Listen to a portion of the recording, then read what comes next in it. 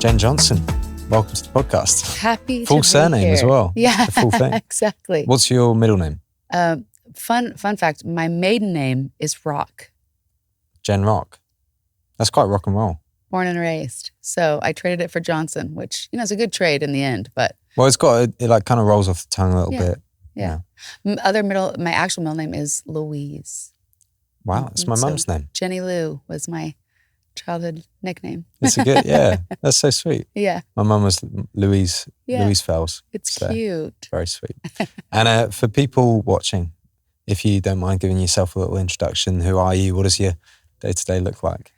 I am a wife and a mom of 5 kids.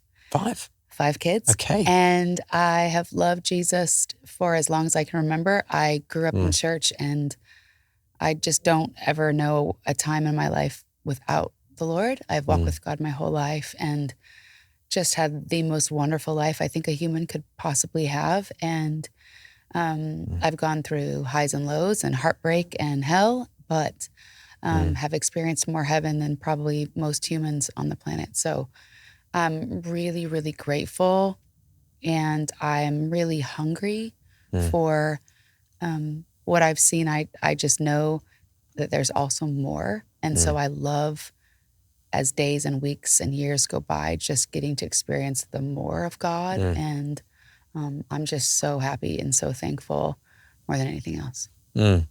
I love this theme. I've been able to interview a few people whilst doing this podcast, and lots of people are coming just saying, I'm just hungry for more of God. I'm hungry for more of God. And I think people who are hungry do find more of God. And I know your story a little bit. You're a songwriter. You've written songs that have been sung in all these churches around the globe. I've probably sung your songs more than you in some some contexts. And what's your heart for worship within that? Because you can, write a great song and write a hit. You could probably get, Justin Timberlake to write a great worship song and it's theologically accurate. Sounds fun. But what's the difference between just writing a good song and carrying a real heart for worship? We've just been a part of worship and church our whole lives. Both Brian and I were being raised in the church, and so I think seeing the beauty of God's people uniting and singing to Him in local church was something that we just had such a fondness for. And also the flip side for me is the other side of a lot of Christian music in the CCM space, the gospel space, all over the world, from all the different movements. And I was the kid growing up that back then, we didn't have iPhones, and you had to go to the bookstore to get what was coming out, the Christian bookstore. I was the first in line to whatever was coming out. And we were always trying to get our hands on cassette tapes from all over the world of someone who had spoken at a conference, or just really just hungry for what God was doing around the world and to just be a part of that. And we really are a melting pot, both Brian and I, of that, of movements and of worship that has been and is. And we still to this day, we feel the same. We're always hungry. I've gone to Passion Conference for the past 3 years, not to lead, but just to be in the room. I went to Upper Room just to be in the room. So when God's doing something, I just want to be a part of it and celebrate. And I love seeing how God shows Himself in all the different movements and expressions of His church globally. And so I just love being a part of that global cross-pollinated church community. And so worship has just been something that feels like breathing to me in a big way. I don't know my life without it, especially music. But for me, God really took me on a journey of where music really was everything to me. And he kind of changed that actually in a one-liner that my father-in-law just kind of really corrected me on in a moment in Nashville. We were leading worship, and I was getting ready for worship to go to sound check, and I had a hard day with the kids. I was not doing well emotionally and grumbling, and I just kind of mumbled under my breath, "Mommy hat off, worship hat on," just kind of a stupid phrase I said to prepare my heart for worship, and Bill, my father-in-law, kind of leaned towards me and he said, the problem is the worship hat should have never come off. And it was like in the year like 2001. It was a long time ago, but it really course corrected my view of life, that worship wasn't just what we did or even something musical. It really was our whole life. So whether I'm changing my baby's diaper or I'm leading on a stage for thousands, that my whole life is worship. Every detail of it, my lifestyle is worship. Oh, it's beautiful. And I think even reflecting on the couple days I've been here in Bethel, we've been in the same room together. And what you're saying about, I just go to receive, I just go to be in the room, is so true even now. You're in the worship sessions and you're moving crazy as if you're on stage. Like it's the same. There's no there's no disconnect from when you're leading on the front and like encountering God to when you're in the like congregation, again, receiving from God. Yeah. And it's just beautiful. And I think something that, it's funny, people who are on the stage have to deal with is having eyes on them, obviously. Yeah. Like I can even say like, oh, I saw you lead, like I saw you worship. And I think that's like unique in a sense to feel like you've got eyes on you when you're leading. But I actually think that most people, despite platform, might just be aware of what people think of them in worship. That they might feel like they're being watched in worship.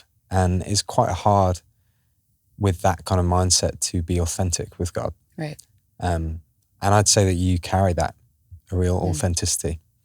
And how can we, anyone listening, be authentic in worship with God? You know, for me, the childlikeness, not childish or immature, but the childlike wonder of just staying in awe of God and to be a learner. I never want to feel like I arrive in any capacity. I'm constantly, even in my personal life and with my health, I'm always pursuing how to become more healthy. And both physically, emotionally, and spiritually, whether it's counseling or whether it's what I'm eating or exercise or knowing what's going on with my blood and getting my blood tested. And, you know, I think that's a big gift that God's given us, is he's telling us what's going on with our bodies in the power of the blood, literally. So I just have this constant pursuit for health and holiness that's not from a place that I'm trying to make it, or I don't think that I match up, but more of just, I want to be refined and purified constantly to be more like Jesus in my life, whatever needs to take away or be brought into my life.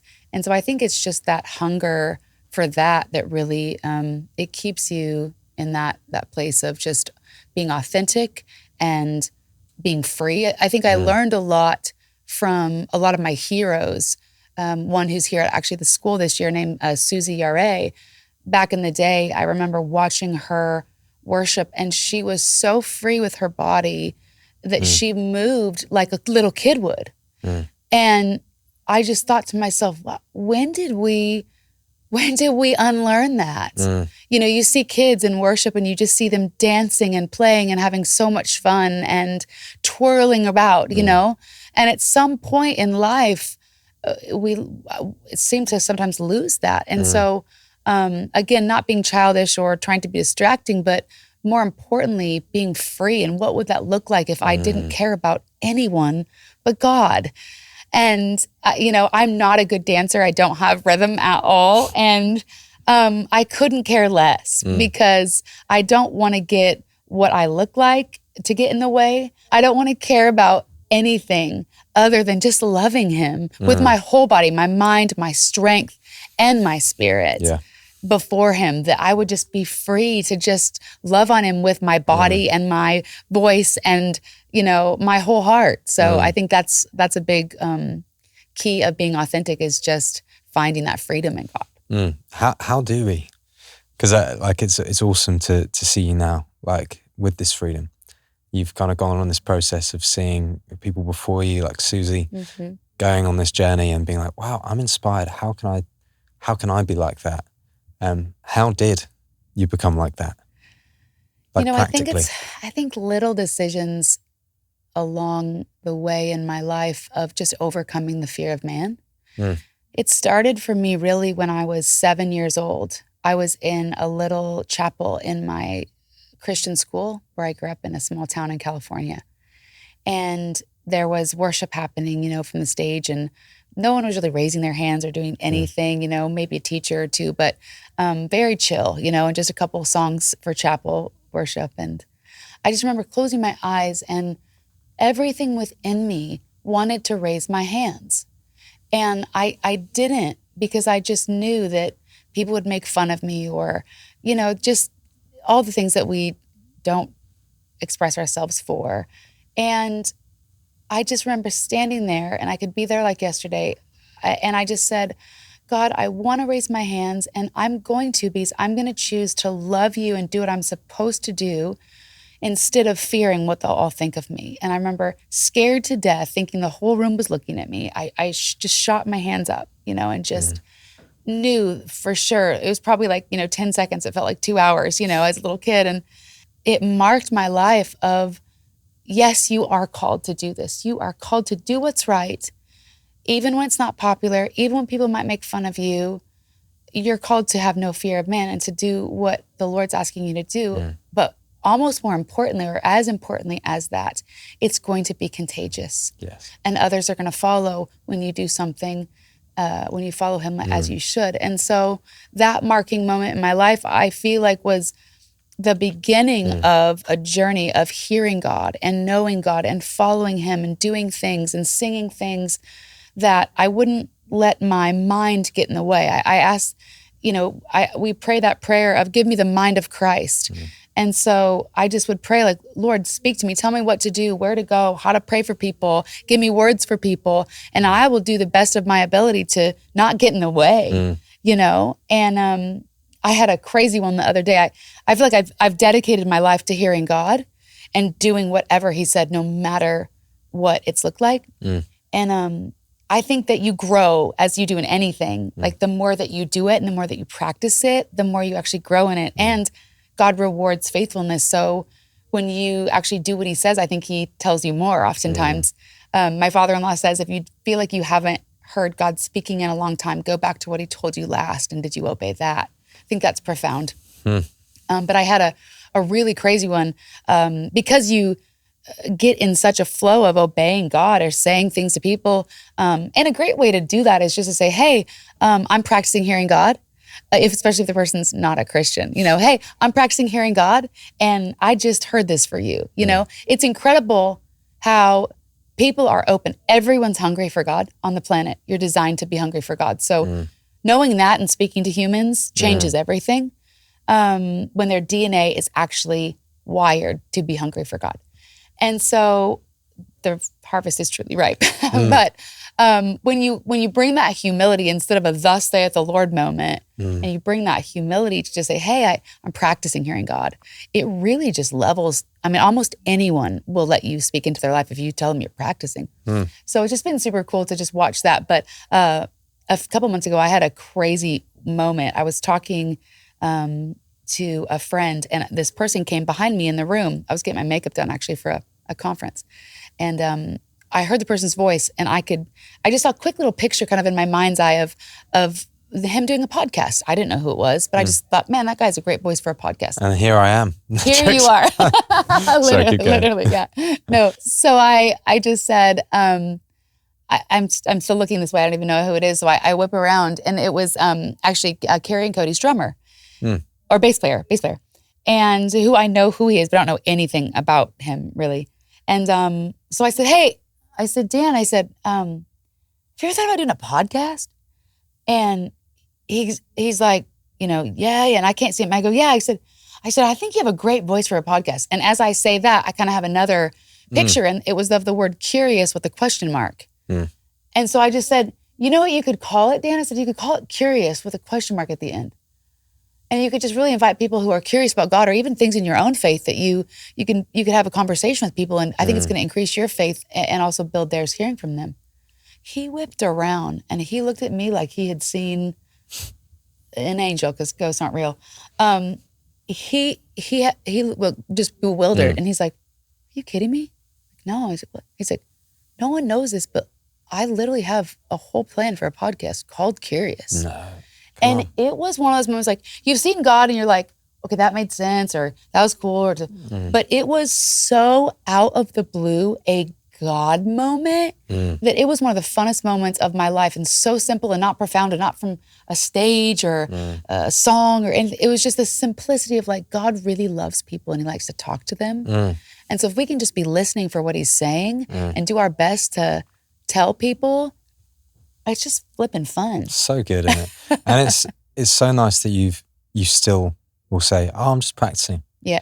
And I think it's actually kind of in a way freeing to hear, as those, like for me personally, I'm younger in the faith. Yeah. I haven't had years of practice. I'm like figuring it out. But for you who has gone before me, you've done many years, and to be like, "Oh, I'm actually just still practicing." 100%.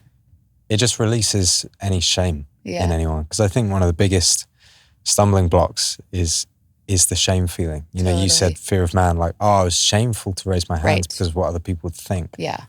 And I think there's the shame of like other people, but also the shame of getting it wrong. Exactly. When actually that's not what God wants. He doesn't want perfection, but he wants obedience. Exactly. And again, even as you're speaking, I'm thinking of the passage in, I think it's Luke 16. It's speaking into the context of money, but it's saying like, those who are faithful with a little will be faithful with much. 100%. But those who are dishonest with a little are dishonest with much. It's the second part that we miss sometimes. Yeah. And I just think, wow, we're invited in to be faithful with the little, and the little is the big. Absolutely. And it's just so encouraging. I want to go out now. I'll go practice on the street. Exactly. Because it's amazing. You know, you have these moments, I think every human constantly is hearing from God in different ways, or a color that will stand out, or, you know, God will speak to you in a movie, or where you'll be like, wow, there was something to that, you know, and even just asking God, like, God, wow, that really stood out to me. Why did that stand out to me? And letting God really speak to you on that. Because I say to my friends all the time, I have a book I wrote a couple years ago called All Things Lovely. And I talk about kind of just a lot of my life in that book. But the next book that I'd like to write is going to be called Always Listening, and just about the journey of practicing hearing God and kind of living that life of doing whatever he says, and how beautiful it is. And how I remember when I was 15, I tell the story a lot, but I was 15, and from the time I was 7 until I was 15, I began to grow in hearing God's voice and just really hungry that God speak to me. And the first time that I felt like I heard the voice of God in a way that was, you know, I grew up reading my Bible and being in worship, but that first kind of marking moment that I can trace back, I was about 15 or 16. And I was driving to work at McDonald's. I worked at McDonald's. And I did the drive-through because I didn't flip burgers. They really were smart. And they're like, this girl is great with people. We're going to put her on the drive-through. So I was heading to work, and I'm driving down this hill, and there's some garbage on the side of the highway. And I just felt the Lord speak to my heart, pick up that garbage and go throw it away. Like, it was a quick, like, I didn't hear the voice of God necessarily, but it was something that I literally felt that I was supposed to do. And I knew it was God. And so, because there was no eternal value, in my opinion, to that, I kind of dismissed it. Like, why, you know? And I got to work, and I was early, and which is a good plan. And I was sitting in my car, and it wouldn't leave. Like, that stupid piece of garbage. Like, and I'm rationalizing it. Like, why, you know? At the end of the day, I made a profound decision that is a resonating decision in my life. And that was, what do I have to lose? If that was God, was it good? Yeah, it was good. All right, what do I have to lose? So I got in my stupid car. I drove back up the hill. I got that piece of garbage. I brought it to work, and I threw it away. Now, I'd love to tell you that angels flew out of the trash can and 75 people got saved and something incredible happened. And I don't know if anything did, other than the fact that my will broke because the Lord was working on me not having to know or understand everything. Can I say something to you and you'll do it without the thought process. And it marked me for my life of like, God, I promise you that when you speak to me, I'll obey it without a thought process. Yeah, I think just as you're speaking, I'm thinking again about that scripture, like faithful the little, faithful the much. Yeah. And there's probably a high majority of people clicking on this podcast because they know you for the much. Yeah. They've seen you leading worship somewhere, or they've heard one of your songs, but they haven't heard this side, which is the small that actually leads into it. The 15-year-old who just picks up a piece of trash. We don't call it trash, we call it garbage in the UK. Rubbish. Rubbish. Bit rubbish, isn't it? But like it's that which gives God trust in you. That's it. And I think for me, I'm a bit earlier into my faith, in my early 20s, figuring it out. And one of the things I face a lot when it comes to hearing God, because I have done in profound ways before. Yeah. And I've stepped out in the prophetic or stepped out in a healing and seen miracles. Absolutely. And it's beautiful. And yet still there's like this internal battle when sometimes I hear God speak. And what it sparks in me is kind of almost like a pleasing fatigue. Yeah. Like I'm desperate to get it right for God. I'm 100%. desperate to hear from him correctly. Yeah. And sometimes when I hear so many things that could be God speaking to me, like turn left, don't turn right at this roundabout. And I'm like, oh, but God, I have to go right. That's it. And it's like, sometimes I find it really hard to distinguish what's God and what's not. Yeah. And it actually creates a fatigue in me hearing God's voice. Yeah. Because I don't want to anymore because it's just tiring trying to like get it right. Yeah. To someone who might be struggling with that, with a bit of fatigue in trying to hear God's voice, how practically can we overcome that and still learn when it is actually God speaking? Yeah. I think, I have 5 kids, like I said, and I'm not looking for them to do what I say perfectly or to a standard that even would be something that I would do it by. I'm looking for their heart and their obedience and their attitude.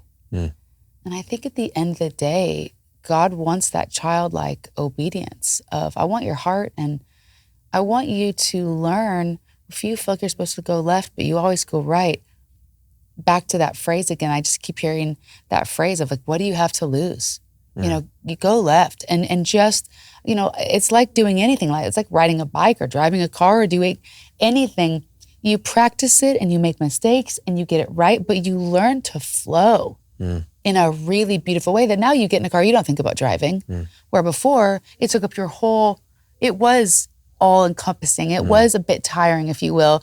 You'd get out of a car and you'd made it across town and you're like, oh, you're right. And now you don't think twice, know? And so just like working out or with a muscle, like it builds that resistance in you and it strengthens you when you do it. So yes, in the beginning, it is a bit fatiguing, or even in the long game journey of working out, it is a bit fatiguing, but you get stronger every time you do it. I also know that a number of people will probably be tuning in because they're interested in songwriting or might be worship leaders, figuring it out.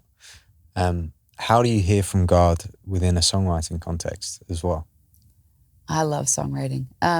It definitely is work oftentimes. Sometimes it comes in different forms. So when we adopted we have 3 biological kids and then 2 adopted. We adopted our first son. They called us and they said, it's final. Like he's yours as if by birth. And it's kind of this epic moment after 6 months. And I was just crying in my car and just like singing to God. And I just was singing, all my life you've been faithful and you've been good and I love you, Lord. I'm just kind of singing this song out. And sometimes, you sing and that song is just for God. It's kind of like a sacrifice of praise. Like it goes on an altar and it goes up and no one ever hears it. You don't get your phone out and record every single time. It's kind of a weird thing that songwriters do struggle with. They love a voice note, don't they? Right. They love a voice. I mean, it was me today. And so it's kind of a weird thing that you go through as a worshiper to know what to capture and what to let just be sacrifice. Yeah. And so I was just singing in my car, but a few minutes out in the journey, I just felt that, hey, pick up your phone, turn your phone on from God, So I just sang in my phone and wrote the song Goodness of God out of that moment. My friends helped me finish it. And but So yeah, it can come from an inspired moment with God. I have a song from years ago called "Come to Me," and it came out of nowhere. Like I wasn't planning it, or I laid on my floor on my carpet in my room, and I said, "God, what do you want me to write about? What do you want the whole world to know about you?" And the Lord just began to speak to me about people who were in fear that they had nothing to worry about, and that He was the God that's gone before them and that is with them. And so I just wrote basically what I felt the Lord had said. So songs come in different forms. Sometimes we'll start from nothing. You know, Cody Carnes and I just started from nothing on a new song that I'm so excited about. And we just kind of brought what God was speaking to him, what God was speaking to me. So it's really unique. But I would just say to anyone, just ask God what He's saying. And don't go into an autopilot of what you've got going on in your life or what you're even feeling. That could be great to write about, but maybe just take a second and stop and say, you know, what's in your heart? And that's a really cool songwriting approach. Sometimes not that complicated, is it? Most things aren't. It's just like, oh God, what are you saying? Yeah, if it can't be childlike, we're probably overcomplicating it. And I really believe that about most things. Is at the end of the day, most things can really be boiled down to pretty simplistic, child applicable concepts, you know. And then obviously we grow and we mature and we understand. And I feel like every year of my life, God's unveiling so many things, or like, look at this, or look at this. I think for the rest of eternity, actually, that's what it's going to be. I think that's why the angels in heaven sing holy, holy, holy constantly, is because they see a new side of Him or something from creation, and they just can't. Smells, tastes, flavors, flowers, animals, creatures. I mean, I feel like for the rest of our life, it's just going to be only us understanding more of His goodness and more of His beauty and more of His everything wonderful. So I can't wait. Oh, it's so good. It's so like great to hear that it's just simply about coming at things with a childlike heart. And a little revelation that I actually had 2 weeks ago, which is random, that's coming to mind, but I just thought it's interesting. I often used to associate being childlike with simply freedom. I mean, we've already talked about that, right? Like being childlike, being freedom, spinning with God. But actually there's this flip side to it, which is tantrums. Totally. Like total meltdowns. I watched a kid have their first ever meltdown the other day. I was like, oh my God, because I don't have a kid. I've not seen that. And so, but when I saw this kid cry and scream and slam doors, I was like, oh my gosh. Yeah. When Jesus says, let the little children come, like to be childlike, that's a side that we actually can practice as well. Beautiful. And so I think also for some people, they're like, it's quite a disheartening time as well in the church, because you're hearing stories and pockets of God moving in Gen Z, but also you in some contexts looking around and there's not a Gen Z in sight, and you're trying to fight for purity, and you're trying to fight for worship. And so it's quite an interesting time for worship leaders. Yeah. But there's actually such like permission to kind of bring tantrum to God, because that's how He describes us. Absolutely. I think that, you know, God knows exactly where you're at. He knows what you need, and He's right in the middle of it with you. Like He's just right. It's really fun. I have a new project I have been working on that will come out sometime, hopefully very soon, trying to wrap it up after the school. But Abby Gamboa and I wrote a song just about how obsessed we are with our kids, our natural kids. Nice. And it's called You Make Me Happy. And it's just about how we know them and their favorite color and what they like to hang on their walls in their room. And also when they're cranky and just need a nap or food. And it's kind of this really sweet, precious song about knowing anyone in your life and just knowing them really well. And no matter what, you still love them and you're obsessed with them. And even when you're not with them, you're looking at photos of them. And we wrote it for our kids, but it really does translate to anyone that you love. And more importantly, it translates from how God sees us. Yes. If I know you, I know what you like. I know your favorite ice cream flavor. I know where you're absolutely messing up in your life.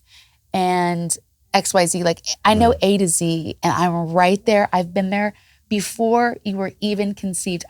He knew our spirits before we were even conceived into a body. And he's been with us and is with us and knows us and is walking with us throughout our life, through everything, to speak to us, to hold our hands. You know, one of the things that happens with the Lord and I is sometimes I'll just close my eyes, and when I ask Jesus to show himself to me, we're walking along a beach, just holding hands and just talking. And, you know, I think that's his posture with all of us. He's our friend. He's our father. He's God. He's eternal. But he's our friend. And when you think about a best friend, and that's who we have in him as God and best friend, I mean, that's got to be the most encouraging thought and the most comforting thought that I can imagine. Yeah. And it's like going back to what we spoke about earlier. He only longs for us to like love him and be obedient to him and have faith and have a good attitude towards 100%. him. It's like he's not this rigid, distant, like dad who's just waiting for you to get it right before we can hang out and we'll go to the beach. Exactly. Like the beach isn't a reward. Yeah. It is just like what he invites you to. He just wants to take you on this journey. Yeah. And we mess up. Yeah. Well, I mean, every day nearly, you know, and obviously we're all on the journey of holiness, and there's no encouragement of sin will ruin your life, you know, so God will always redeem and restore and heal and forgive, but sin just ruins your life. So we just try to avoid that at all costs, but we are human and we fail. And when we do, and while we do, he's there the whole time, you know? And so, you know, he's just been so kind to my life to bring people along my journey as well, to walk with me and to speak to me and to lead me to Jesus, as well as he's been with me every step and is with all of us, no matter what you've done or do. He never leaves. And sometimes we push him away. Sometimes we ignore him, but he never leaves. It doesn't change our proximity to him, no matter how hard we try to ignore or push away. He's with us in all of it, and patient and kind and wonderful. Yeah. So let's go practice. Let's do it. Let's do the small and trust that he's with us. And let's try to learn what it is to raise our hands when we're not sure how others will react. Yeah. It's so cool. Yeah. And we're super excited to see your new album. Is it an album? It's excited. Yeah, it's a whole project. It's very fun. It's my first thing I've ever done by myself. So I've never, huge. Really fun. Massive. I've never really wanted to, but always felt one day I was probably supposed to. And this year I've really felt like a green light from God. So it's very fun because I can do whatever I want now. Totally. So I have a country love song that I do with my husband, and that love song to my kids. I have a song that I wrote for my brother when he was younger and just wrestling and working out his faith, called I've Got to Know for Myself, that I do with Gable. And I do a song with my friend Carrie and Brooke and a bunch of different friends. And it's very fun. And there's some wild cards on there that people are going to be like, what are you? Come on. Like my rap feature. Yeah, exactly. There's literally like an African, Spanish, English song. Yeah, come on. Called Morning to Dancing. It's so joyful you cannot hold still when you listen to it. Well, that's why it's got dancing in the title, isn't it? Exactly. It's great. Exactly. Oh, so good. Well, we'll keep our eyes peeled. Yes. Thanks for bringing your wisdom, Jen. Thanks for joining us on the podcast. And yeah, that's it. Bless you. Love it.